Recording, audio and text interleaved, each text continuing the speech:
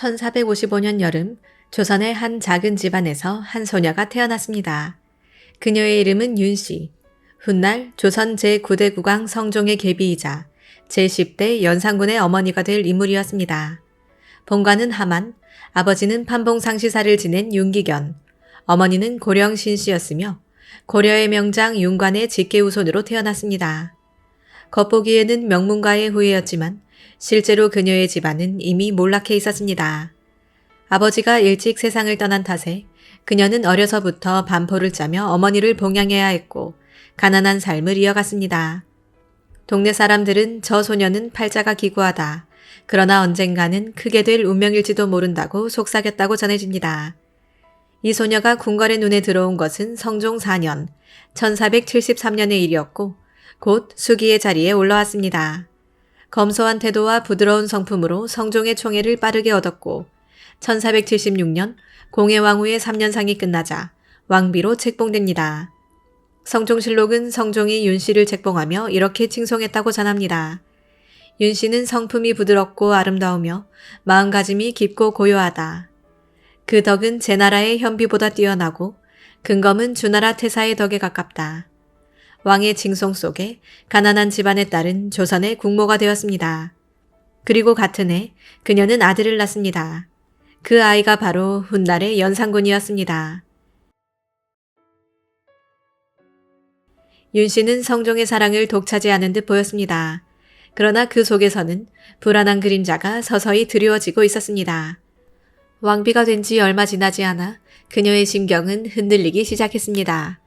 성종의 후궁 중에는 엄소용, 정소용 등이 있었는데 윤씨는 이들을 심하게 질투했습니다.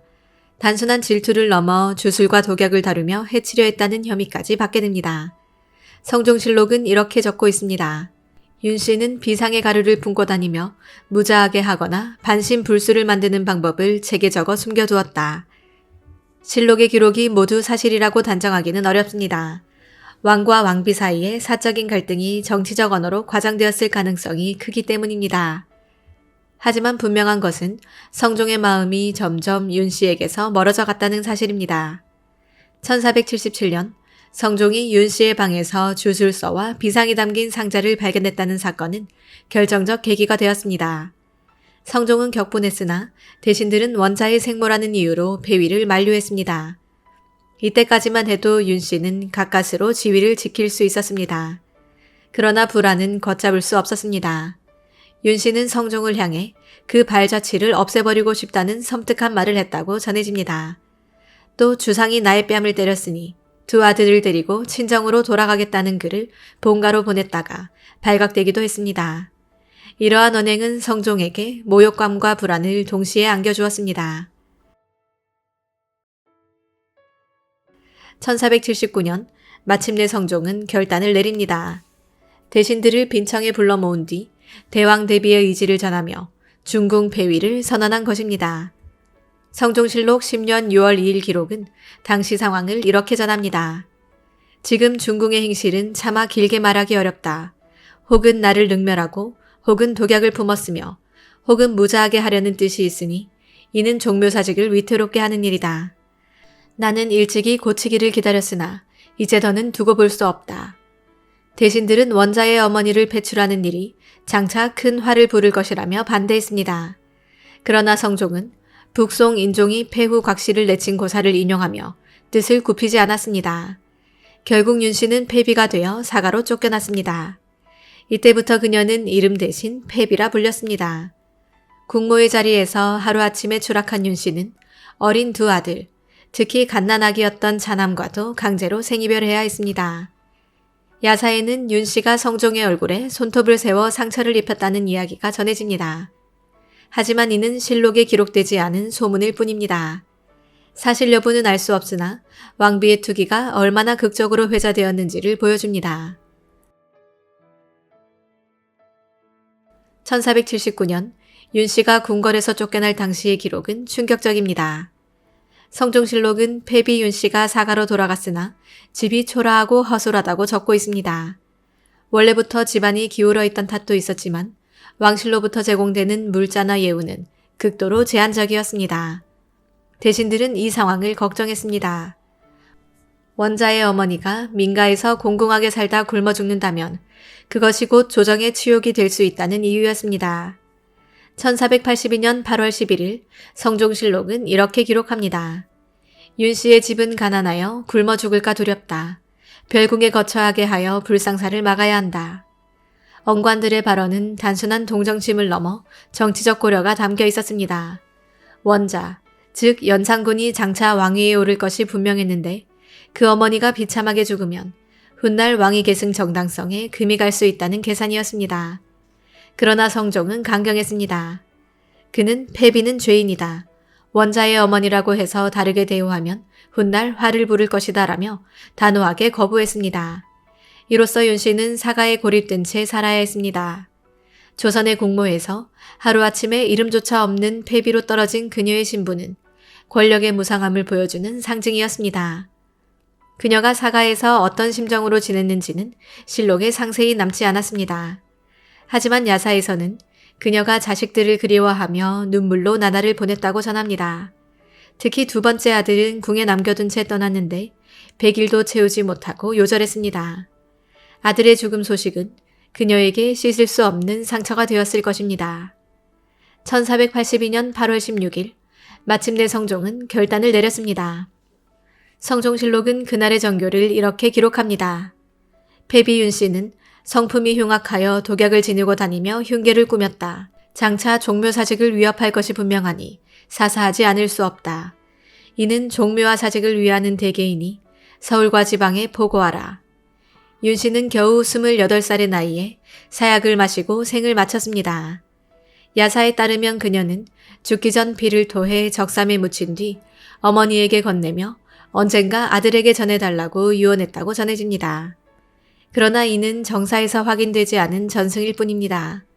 그럼에도 후대의 사람들은 이 장면을 통해 윤 씨의 비극을 더욱 생생하게 기억했습니다. 성종과 윤 씨의 관계를 단순히 부부 사이의 불화로만 보면 왜 그녀가 죽음까지 맞이해야 했는지 설명하기 어렵습니다. 실제로 많은 신하들은 왕비를 배출하면 장차 큰 화가 될 것이라며 끝까지 반대했습니다. 그럼에도 불구하고 성종은 결정을 밀어붙였습니다. 성종실록에 따르면 그는 중궁의 실덕이 한두 가지가 아니며 내가 죽으면 반드시 난을 일으킬 것이라 말했습니다. 여기에는 단순히 질투와 독약 사건을 넘어선 정치적 두려움이 담겨 있었습니다. 조선 왕실에는 이미 전례가 있었습니다. 고려 말과 조선 초 후궁이나 대비가 어린 왕을 앞세워 정권을 장악한 사례가 많았습니다. 성종 자신도 어머니 인수대비 한씨가 수렴청정을 통해 전국을 좌지우지하는 모습을 지켜봤습니다. 따라서 그는 패비 윤씨가 살아있는 한 언젠가 아들 연산군을 앞세워 권력을 쥘 수 있다는 두려움을 품었던 것입니다. 성종의 결심 뒤에는 삼전으로 불리던 대비들의 압박도 있었습니다. 성종실록에는 자성대왕 대비가 윤씨를 향해 이렇게 평한 기록이 있습니다. 임금이 병이 있으면 혹시 독을 넣을까 두려워하여 중궁이 지나가는 곳에 음식을 두지 못하게 하였다.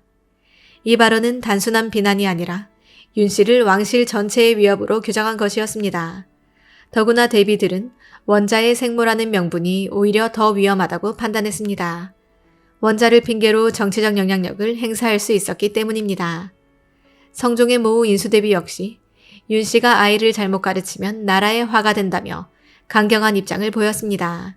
즉 성종 개인의 판단만이 아니라 왕실 어른들의 공포와 압박이 패비 결정에 힘을 실었습니다.